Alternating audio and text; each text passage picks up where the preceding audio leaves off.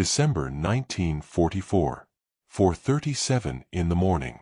The small village of Honsfeld, Belgium, sleeps under a blanket of snow when the muffled roar of diesel engines tears through the frozen silence. SS Colonel Joachim Peiper, commander of Kampfgruppe, is at the head of a column of Panzer V Panthers and Tiger IIs advancing like hungry predators through the darkness. His men haven't slept in 48 hours. The German tanks glide along the narrow roads with their headlights off, guided only by the anemic moonlight reflecting off the snow. Inside each armored vehicle, the temperature is below zero. The crew members shiver in their uniforms soaked with frozen sweat, their numb fingers barely able to grip the control levers. But it's not the cold that tightens Peiper's stomach at this moment. It's the pointer on his own Tiger's fuel gauge, trembling dangerously close to empty.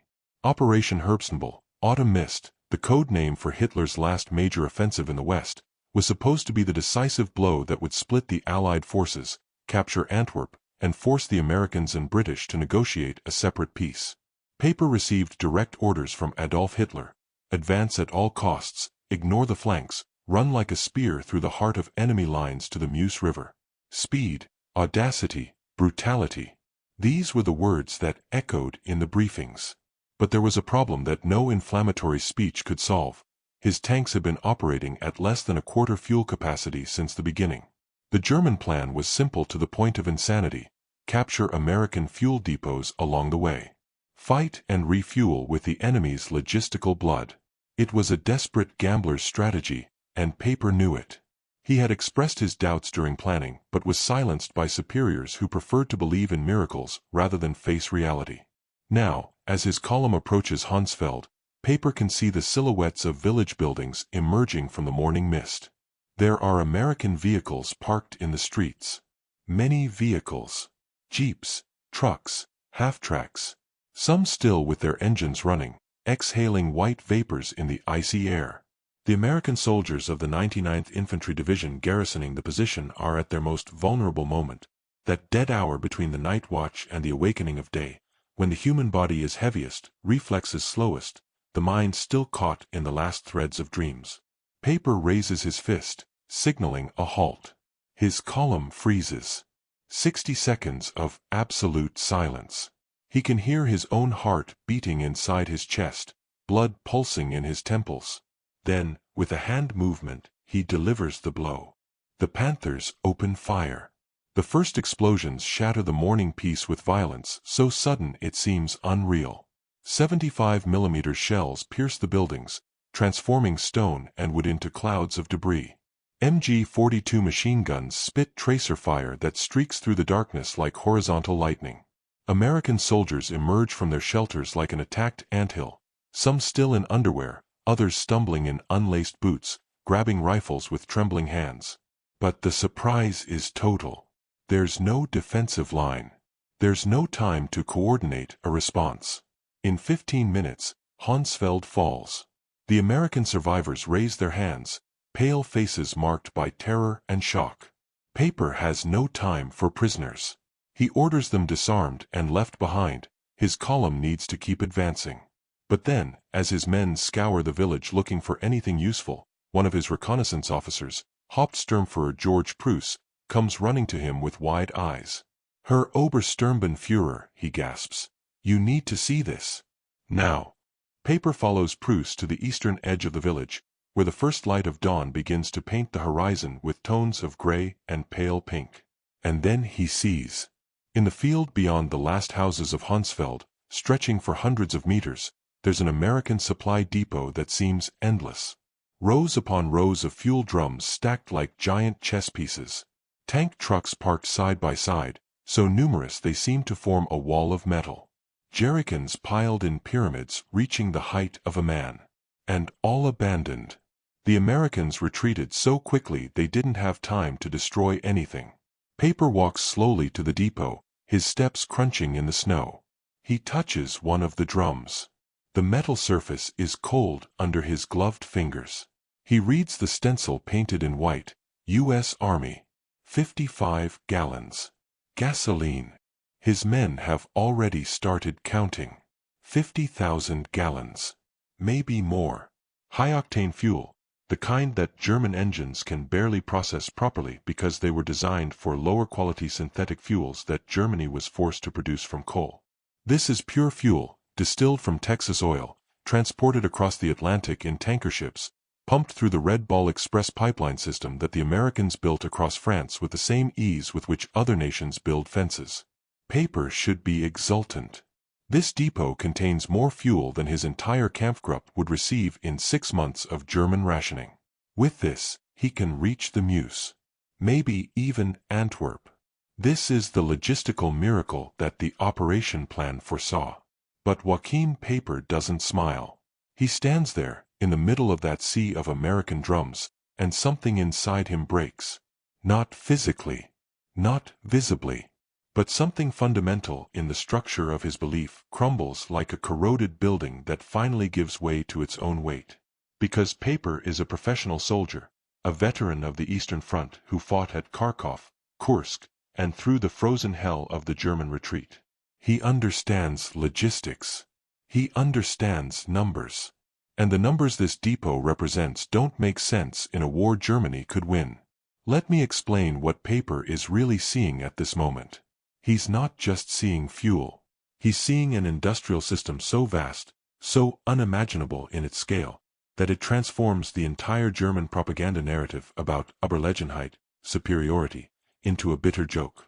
Germany, in 1944, produces approximately 33 million barrels of oil per year, most of it synthetic, produced through expensive and inefficient chemical processes that consume tons of coal and precious electrical energy.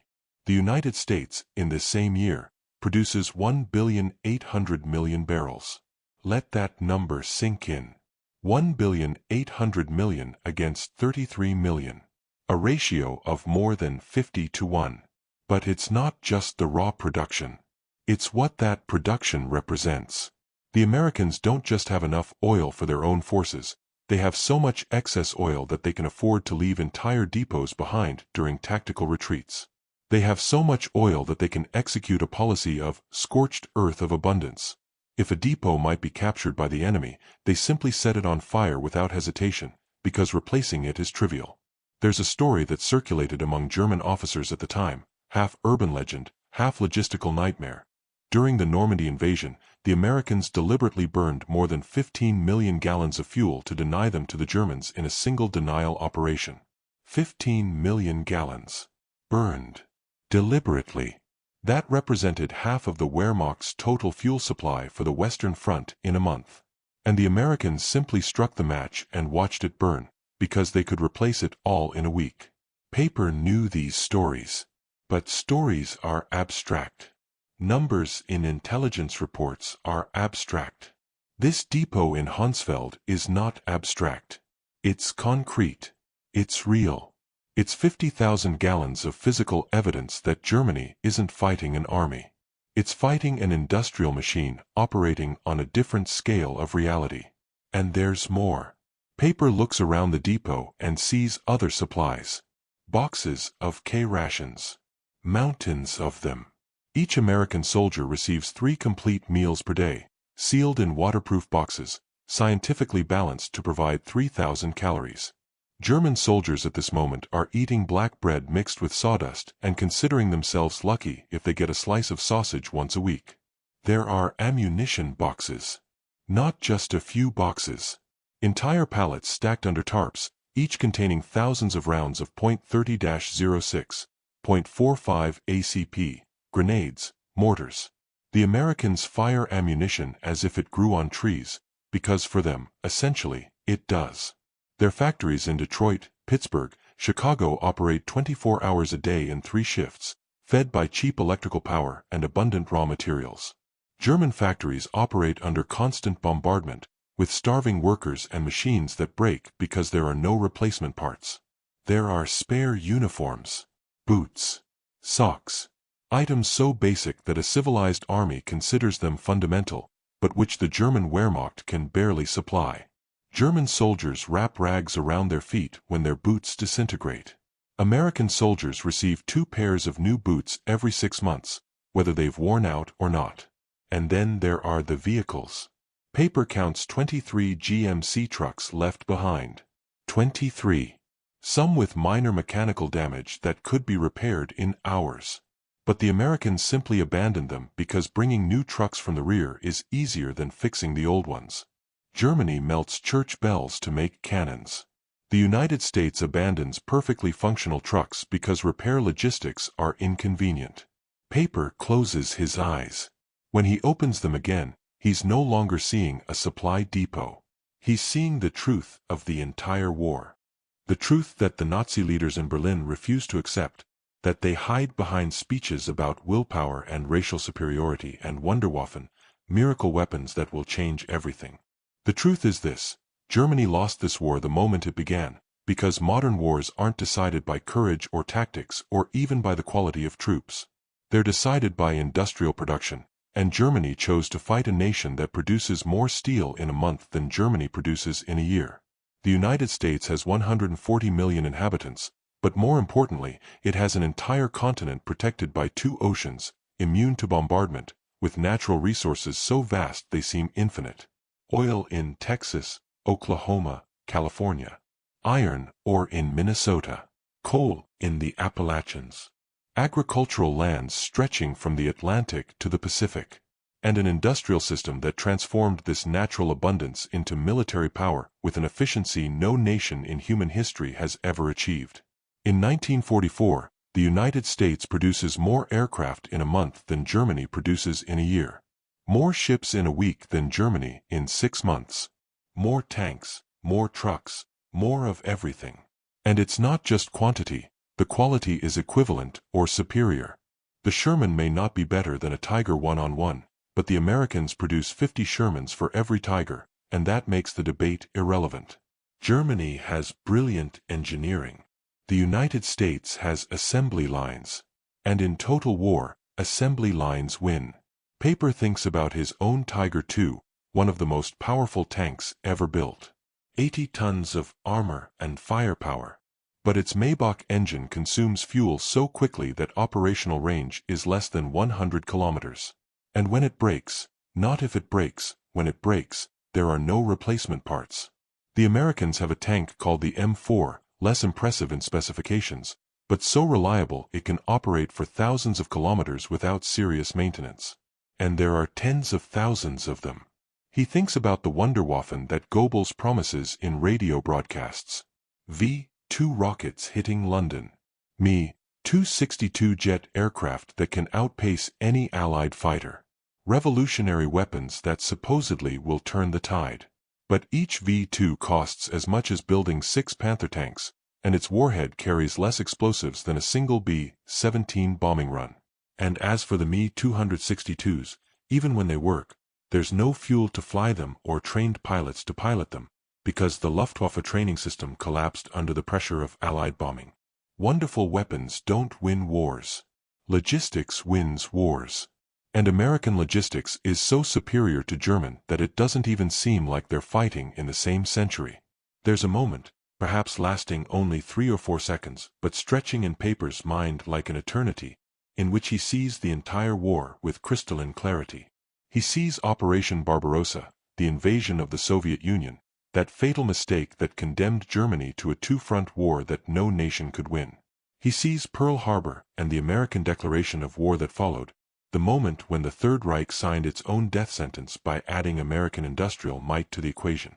He sees German cities burning under 1,000 bombers, factories destroyed, railways shattered, the German war economy bleeding to death while the American economy operates at full speed, untouched, building the arsenal of democracy with the same efficiency it once built automobiles. And he sees this depot, this pathetic, wonderful, terrifying depot of 50,000 gallons that represents everything. The Americans have so much of everything they can leave fortunes in supplies scattered across Europe like breadcrumbs. Germany scrapes the bottom of the barrel, conscripting 15-year-old boys and 60-year-old men, arming them with Panzerfausts and sending them to fight tanks, while its generals move phantom divisions on maps, units that exist only on paper because there are no more men, no more equipment, no more anything except willpower and propaganda and the psychotic refusal to admit defeat. Herr Obersturmbannführer?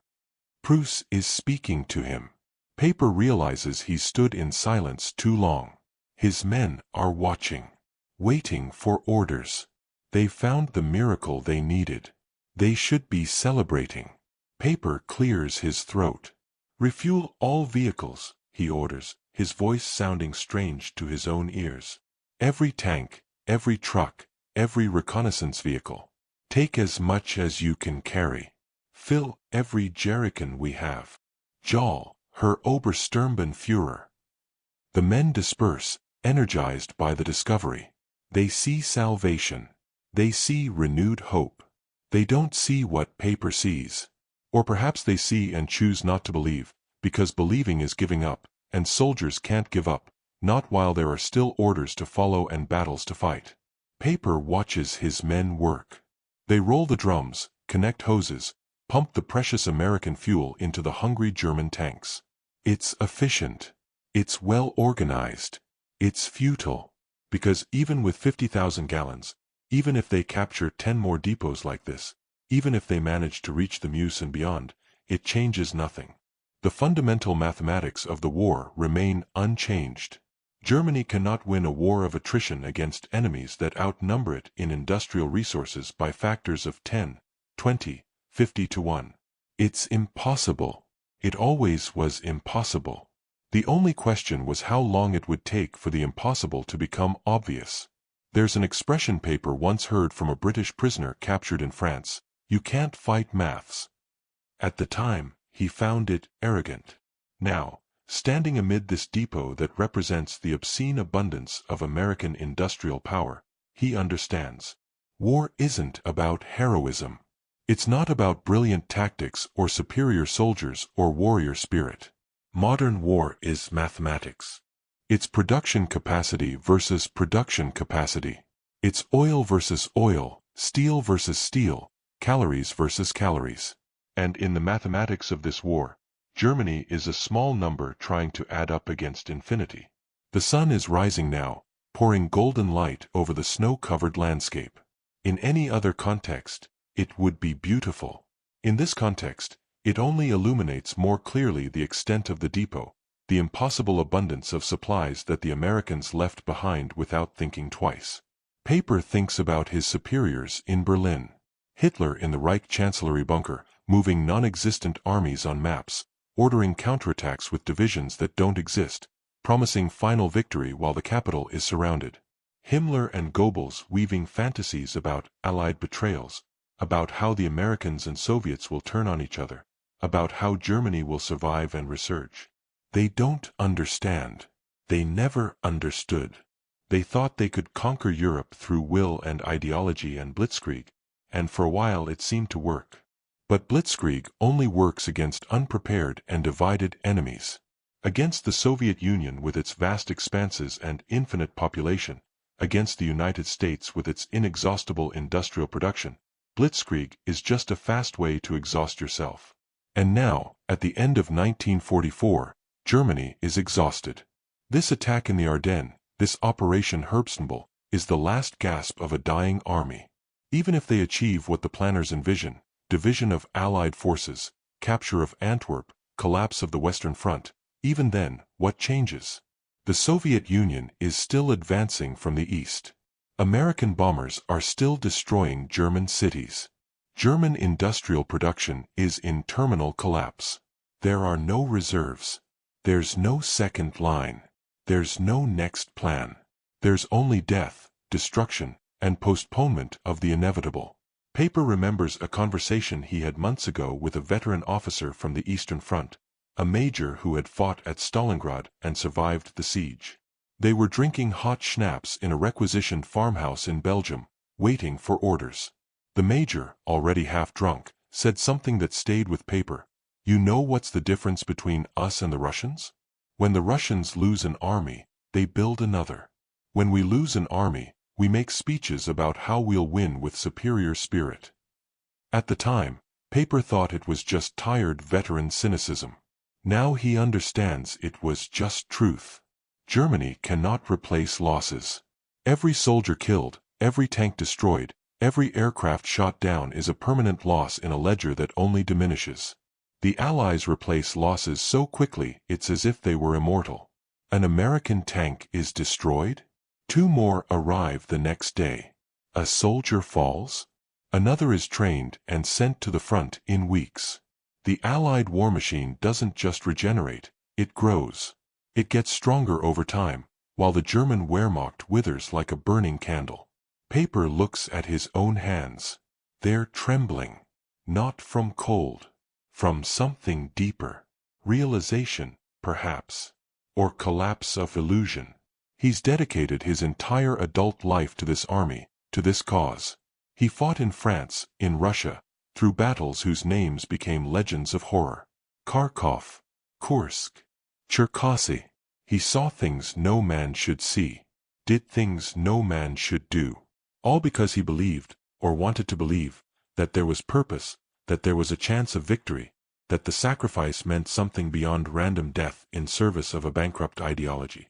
And now he stands in a Belgian field, surrounded by 50,000 gallons of American fuel, and understands that there never was a chance. Not from the beginning. The war was lost before it started, lost the moment Germany decided to challenge the industrialized world with an economy that could barely sustain large-scale military operations. All the battles, all the victories, all the blood spilled, just postponements of the inevitable. Just pages in a story whose ending was already written.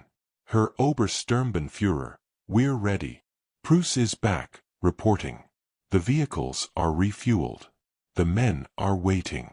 The column is ready to move on, push deeper into American lines, reach objectives that planners in Berlin marked on maps. Peiper takes a deep breath. The cold air burns his lungs. He looks at his Kampfgruppe, these men who trust him, who will follow his orders without question because this is their nature, because they were trained to obey and fight and die if necessary. Good soldiers, brave men, and completely doomed. But what can he do? Surrender? Refuse to move forward? That wouldn't save anything. It would just accelerate his own personal end. His choices aren't about winning or losing the war. Those decisions were made far above his rank, in bunkers and conference rooms by men who refused to see reality. His choices are only about how he and his men will die. Quickly or slowly. With purpose or without. He can at least try to complete the mission. Can at least give his men the illusion they're fighting for something that matters. Even though he knows, with absolute certainty now, that nothing they do will change the final outcome. Prepare the column for movement, Peiper orders. We proceed to Lignaville as planned. Maximum speed. Jaw. Officers disperse, shouting orders. Engines roar back to life. The column begins to move, leaving Honsfeld behind, leaving the American supply depot with thousands of gallons still untouched because they simply don't have capacity to carry more. The Americans will retake this area in days, perhaps hours, and recover everything. Or burn everything. Either way. As his column snakes along the road, Peiper looks through his commander's visor. The Belgian landscape passes, frozen fields, dark woods, occasional villages with frightened people hiding in basements. This country has seen so many wars. This is just one more. The last, perhaps, of the era. He thinks about what he'll write in his report. How he'll describe the capture of the depot.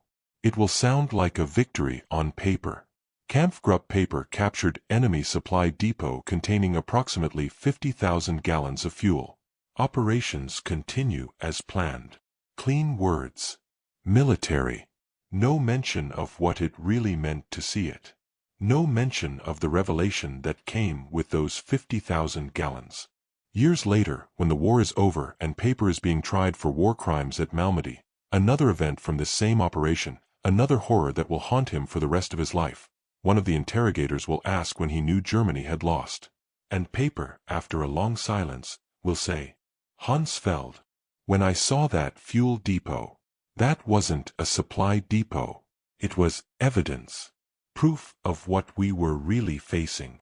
The interrogator will ask more questions, but Peiper will shake his head.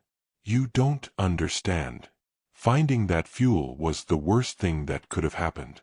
Because it meant we could keep fighting. If we hadn't found it, we would have run out of fuel, the offensive would have failed quickly, and fewer men would have died. But we found it. So we continued. And more men died. For nothing. Because the outcome was already decided. But that's the future. Now, in December 1944, Peiper still has to fight. The Kampfgruppe advances, its tanks consuming American fuel, pushing deeper into the Ardennes. They'll reach Lignaville. They'll fight more battles. They'll kill and die. And eventually, when the fuel runs out again, because it always runs out, and when American fighter bombers return when the weather clears, and when Allied reinforcements converge from all directions with infinite abundance of men and material, Kampfgruppe Peiper will be surrounded, destroyed, scattered. Peiper will survive. Many of his men won't. And when it's all over, when Germany capitulates and the Third Reich is just memory and ruin, someone will ask how it was possible that an entire nation, an entire people, followed such a destructive ideology to such a catastrophic end. And part of the answer, a small part, will be in that moment at Honsfeld. The moment when a German officer saw the truth, saw with absolute clarity that the war was lost, that continuing was suicide, that every order followed from that point forward was just adding bodies to a meaningless pile. And even seeing all that, even knowing, he continued. Because this is the nature of self-perpetuating systems. Because refusing an order is impossible. Because admitting defeat is intolerable. Because when you've dedicated everything to a cause, recognizing the cause is lost means recognizing you've wasted everything. So you don't recognize. You keep fighting. You turn cognition into compartment, separate what you know from what you do, and move forward because moving forward is easier than stopping and facing the totality of the disaster. 50,000 gallons of fuel. On the surface, a tactical triumph. A stroke of luck that allows the operation to continue. But beneath the surface, for a man willing to see, a revelation.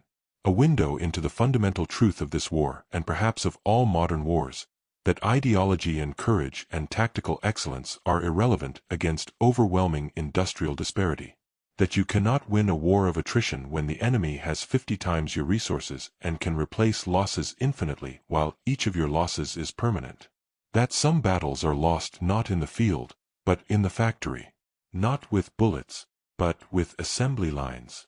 Peiper's column disappears into the morning mist, leaving only tank tracks in the snow and the distant echo of diesel engines. Honsfeld returns to silence. The fuel depot remains, its thousands of remaining gallons waiting until American troops return and recover what is theirs, because even losing 50,000 gallons doesn't particularly concern them. It's just inventory. There's more where that came from. There always is more. And this, in the end, is the real story of Honsfeld. Not the story of a German commander capturing enemy supplies. The story of a man realizing, with terrible clarity, that he and his army and his nation weren't fighting a war. They were participating in their own funeral. Kampfgruppe Peiper advances along the frozen road, a serpent of steel and death sliding through the Ardennes. American fuel burns in German engines, each liter a liquid irony, each kilometer traveled a testament to the fundamental absurdity of this offensive. Peiper stands in the turret of his Tiger II, the cutting wind whipping his face, and he can't stop thinking about the depot. Can't stop doing the math. 50,000 gallons. His Kampfgruppe has approximately 120 armored vehicles. A Panther consumes about 300 liters for every 100 kilometers in ideal conditions. In the Ardennes, with poor roads and constant combat, consumption doubles. A Tiger II is even worse, 400 liters for the same distance. Do the math. 50,000 gallons, approximately 190,000 liters, divided by a fleet hungry for heavy tanks gives maybe 600 kilometers of operation for the entire force. 600 kilometers. The distance from their current position to the Meuse is about 80 kilometers.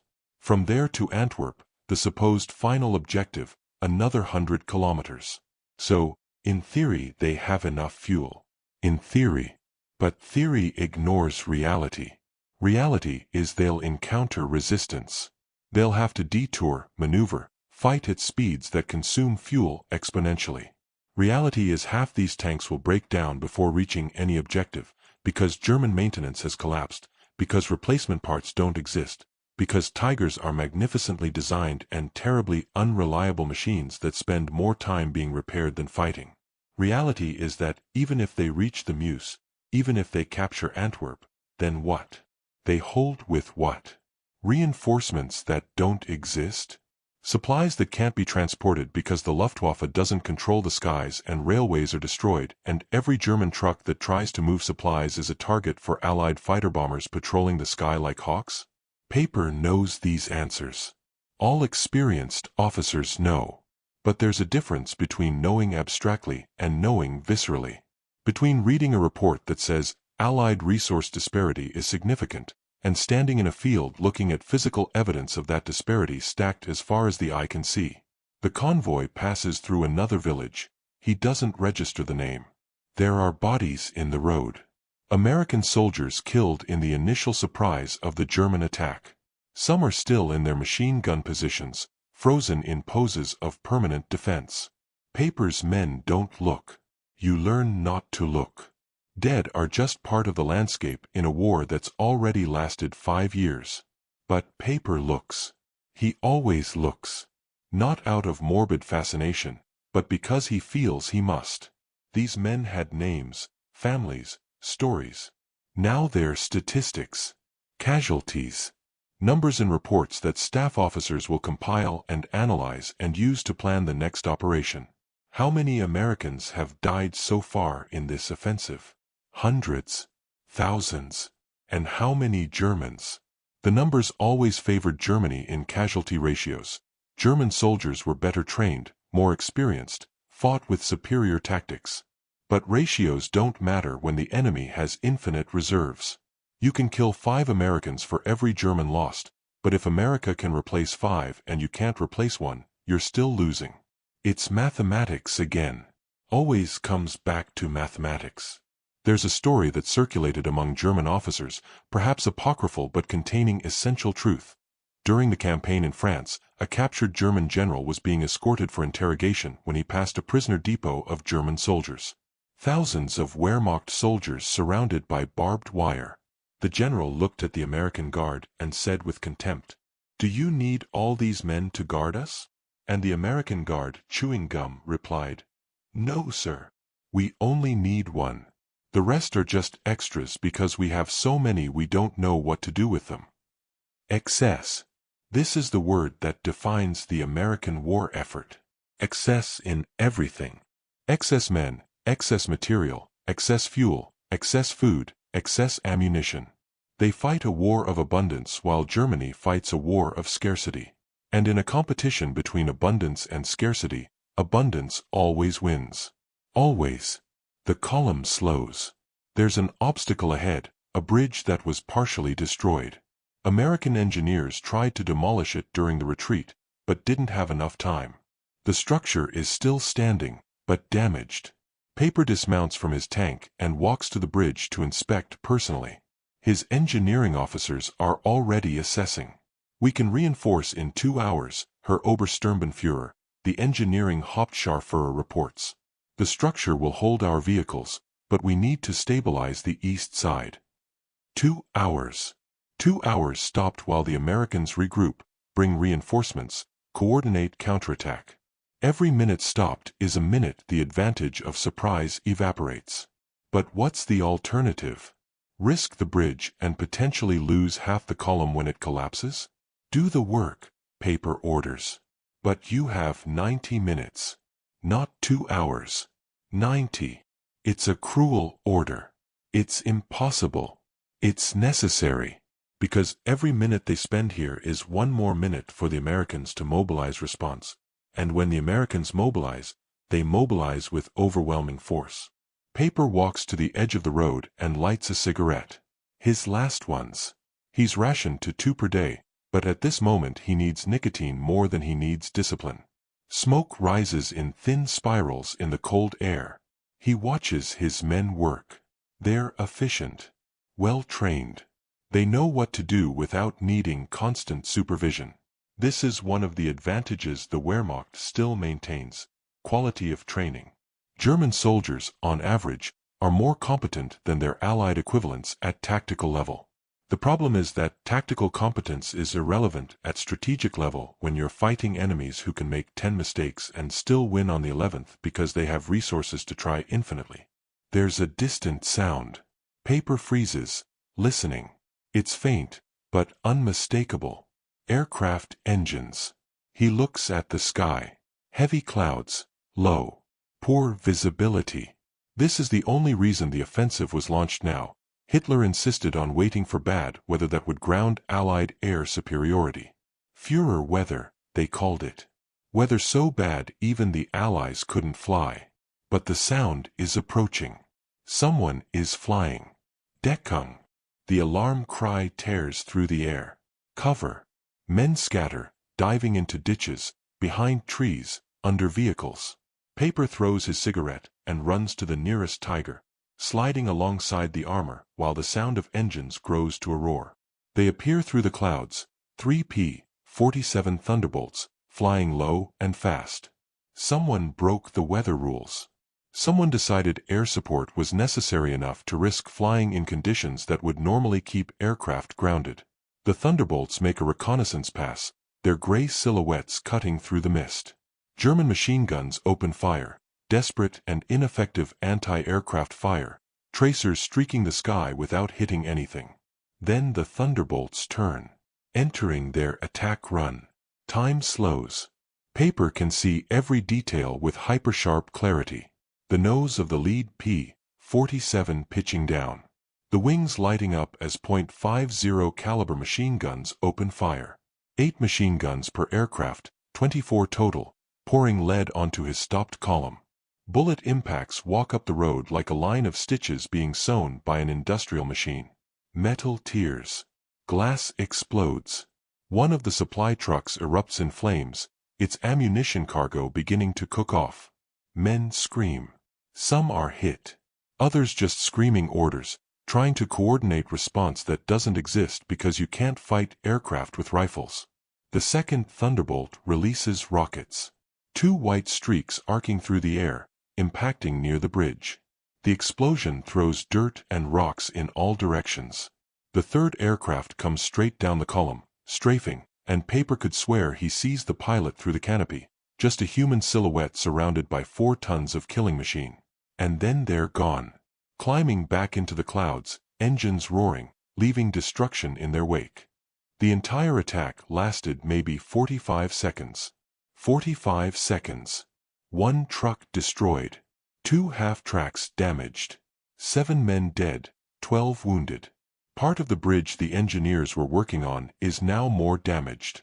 45 seconds by 3 aircraft caused more damage than an infantry company could cause in hours of combat.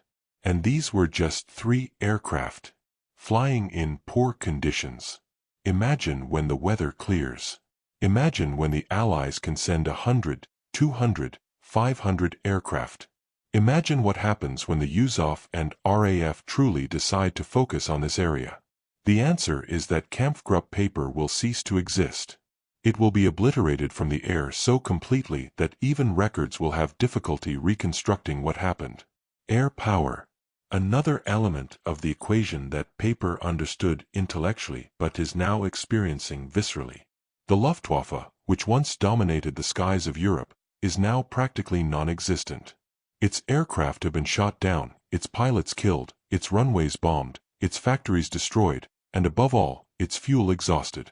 Luftwaffe pilots in 1944 receive a fraction of the flight training they received in 1940 because there's no fuel for practice hours. Meanwhile, American pilots train for hundreds of hours before seeing combat. Quality versus quantity again, and quantity wins. The engineers return to work. Medics treat the wounded. Officers reorganize the column. The military machine keeps functioning because that's what military machines do. Absorb damage and continue until they can't anymore. How long now? Peiper asks the engineering officer. The man checks the additional damage. His expression answers before his words. 3 hours, Herr Obersturmbannführer. The air attack destabilized. You have to, Peiper interrupts. Not 1 minute more. It's cruel. It's impossible. It's necessary. Because every minute they spend here is one more minute for the Americans to mobilize response, and when the Americans mobilize, they mobilize with crushing force. Peiper walks along the column, inspecting damage. The dead men have already been moved to the side of the road, covered with tarps. Their identification documents have been collected. Eventually, if Germany survives, their families will be notified. If Germany doesn't survive, they'll simply disappear into chaos. 7 more names on a list of millions of missing. He stops beside one of the wounded, a young Sturmman, can't be more than 19, with shrapnel wound in his chest. The medic is working on him, but Peiper can see in the medic's eyes there's not much to be done. Punctured lung, probably. Internal hemorrhaging. Without a proper hospital, without surgery, this boy will die in the next few hours.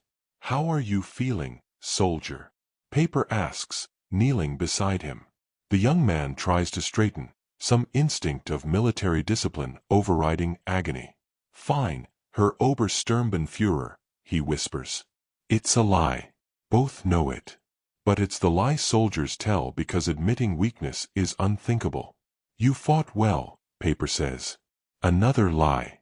The boy didn't fight at all. He was hiding behind a vehicle when shrapnel found him. Pure bad luck. But you tell the dying they fought well because it's the only thing you can offer. The Sturmman smiles weakly. We're going to win, aren't we, Herr Obersturmbannführer? Peiper looks at that young face, those eyes that still believe, still trust, still hope there's meaning in his suffering. And he feels something break inside him again. Not dramatically. Just another small crack in the structure of his soul. Yes, he lies. We're going to win. Because what else can he say? The truth. That this boy is dying for nothing, that the war is lost, that every drop of blood spilled here is waste? You don't say that to a dying man. You let him die believing it mattered. Peiper stands and continues walking. The medic will administer morphine, if there's any available. If not, the boy will die in pain. Just another cruelty in a war built of cruelties. The bridge is finally repaired, not in the 2 promised hours, but in 2 hours and 45 minutes, which under the circumstances counts as a miracle. The column resumes movement. The tanks cross the reinforced structure slowly, one at a time, wood groaning under 80 tons of metal. Each crossing is a gamble. Each tank commander holds his breath until reaching the opposite side. All cross. The structure holds. Small victories. War is made of small victories and large defeats, and the trick is accumulating enough small victories before the large defeats crush you. Except that when you're fighting enemies with a 50-to-1 industrial advantage, there aren't enough small victories in the world. They advance. The Ardennes landscape unfolds, dense woods, gentle hills, occasional clearings where farms stand empty, families hidden in basements waiting for the storm of war to pass. Some of these farms are burning. Combat collateral. No one wanted to burn them specifically, but when tank shells are flying, buildings get in the way. It's nearly noon when they encounter the next resistance. An American blocking force, hastily assembled but determined. An infantry platoon with support from some Shermans, dug in at a defensive position where the road passes through a narrow defile. It's a good position. Peiper has to admit that. Whoever chose this site knew tactics. The Shermans are hull down behind earth barriers, only their turrets exposed. Infantry is in shallow trenches with overlapping fields of fire. If Peiper tries to force through with brute force, he'll lose vehicles. But he doesn't have time for elaborate maneuver. Preuss, he calls over the radio.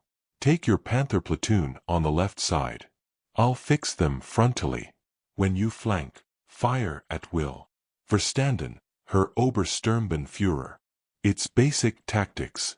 Fix and flank. Classic Prussian. But basic tactics work when you have competence to execute them, and the Wehrmacht, for all its problems, still has tactical competence. The combat is brief and brutal. Prussia's Panthers appear on the Sherman's flank before the Americans can reposition. 75mm cannons roar. 2 Shermans explode in oily fireballs. The The third tries to reverse to a new position but takes a shell in the engine that immobilizes it. American infantry fights bravely, but is outmatched. Within 20 minutes, it's over. The survivors surrender. Peiper does the same thing he did in Honsfeld, disarm them and leave them. He doesn't have resources for prisoners, doesn't have time to properly process surrender. Later, much later, there will be controversy about treatment of prisoners by Kampfgruppe Peiper during this operation. There will be accusations of war crimes, of prisoners executed at Malmedy and other locations. There will be tribunals and trials and sentences. But that's the future. Now, Peiper is simply trying to keep his force mobile, trying to reach objectives before the advantage of surprise disappears completely. They move on. Hours blur. More villages. More skirmishes. More small victories and gradual losses. A panther breaks down, transmission failing, chronic problem with the design. There's no time for repair. The crew is redistributed to other vehicles and the panther is abandoned. 2 more vehicles run out of fuel, consumption calculations were wrong, or maybe just bad luck with leaks. They're refueled from reserves, but reserves are dwindling. 50,000 gallons sounded like infinity at Honsfeld. Now, less than 12 hours later, they've already consumed a third. It's twilight when they reach Lignaville. The town is larger than Honsfeld, more substantial. And it's defended. Peiper can see American defensive positions through his binoculars. Not many. This area is still in the zone of deep penetration, the Americans still reacting, still trying to understand the scale of the German offensive. But there's enough force here that frontal assault would be costly. He gathers his officers under cover of a woods. Maps are unrolled over the hood of a Kubel wagon. Tactical discussion. We can bypass, suggests one of the captains. Take this secondary road, approach from the south. Adds 12 kilometers, another officer counters. And that road may not support our Tigers. Then we leave the Tigers here and advance with lighter force. And when we encounter real opposition, we need the Tigers. Peiper listens without interrupting. Good officers discuss. Bad officers just obey. But eventually someone has to decide. We attack frontally, he decides. At nightfall. We use darkness for cover, speed for surprise. We take the town before they can organize proper defense. There's hesitation in his officers' faces. This is a risky order. But risky orders are all that's left when safe options don't exist. The attack is launched at 1900 hours. Almost complete darkness, only residual light on the western horizon. The panzers advance with headlights off, navigating by memory and instinct. Machine guns open fire when they're 300 meters from American positions. Tank shells illuminate the night with stroboscopic flashes. The sound is deafening, not just the roar of cannons but the crash of buildings being destroyed, screams of men, pop of ammunition cooking off. Lignaville falls in 45 minutes.